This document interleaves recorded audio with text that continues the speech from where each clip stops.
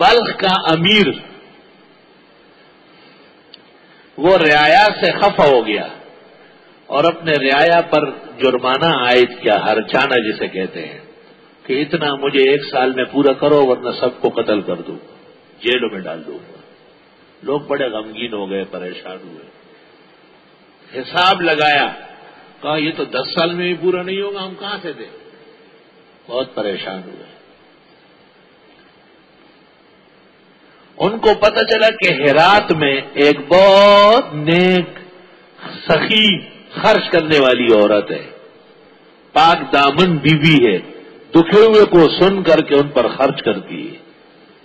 ان لوگوں نے وفد بنا کے اس پاک بیوی کے پاس پہنچ گئے اور ان سے کہا کہ بیوی، امیر بلخ ہم سے ناراض ہے اور ہم پر بڑا جرمانہ لگایا، ہم نہیں دے سکتے، پٹ جائیں گے، ہماری مدد فرمائیں۔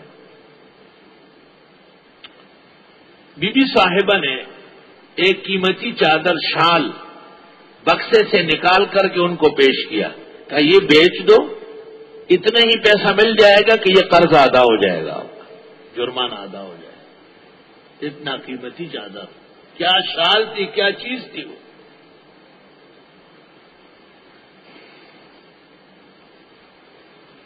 لوگ حیران ہو گئے کہ اس کو کہاں بیچے، تو امیر بلخ کے پاس آئے کہ آپ ہم سے ناراض ہیں اور آپ نے ہم پر جرمانہ لگایا، ہم ادا نہیں کر سکتے۔ ہم ہرات گئے، ایک سخی خاتون ہے، اس کی خدمت میں درخواست پیش کی، اس نے یہ شال دیا ہے، لیکن اب اس کا خریدار کہاں ملے گا؟ کتنے پیسے دے کے آپ راضی ہو جائے، آپ ہی خرید لیں۔ یہ قصہ سن کر امیر بلخ کو بھی غیرت آئی، اس کا دل نرم ہوا اور اس نے کہا میں نے معاف کر دیا ہے۔ ایسی عورت دنیا میں ہے جو بادشاہوں کے جرمانے ادا کراتی ہے لوگوں سے، آئے آئے توبہ توبہ۔ اس زمین کے اوپر اور اس آسمان کے نیچے کیا باکمال لوگ ہوئے۔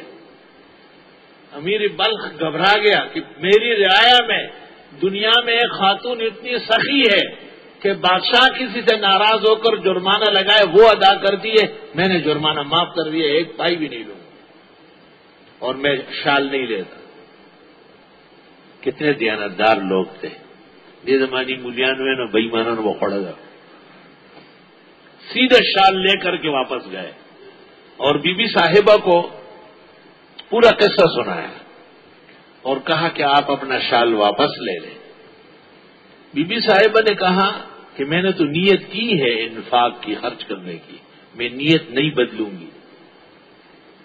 تمہاری وہ مشکل حل ہو گئی ہے تو اس کو بیچو، آرام سے بیچو، مسجد اور مدرسے بنواؤ، لیکن گھر سے نکلی ہوئی چیز میں دوبارہ اپنے گھر میں نہیں آنے دوں گی۔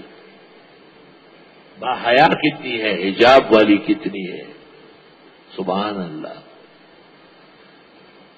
آج عورتیں کپڑے پہن لیتی ہے، برقع ہو یا نہ ہو، وہ باہر نکلتی ہے کہ لوگ دیکھ لے اس کو، اور کہتے ہیں کہ اگر عورت کو بہترین کپڑے اور زیب و زینت دیا اور لوگوں نے نہیں دیکھا تو اس کو کوئی تسلی نہیں ہے۔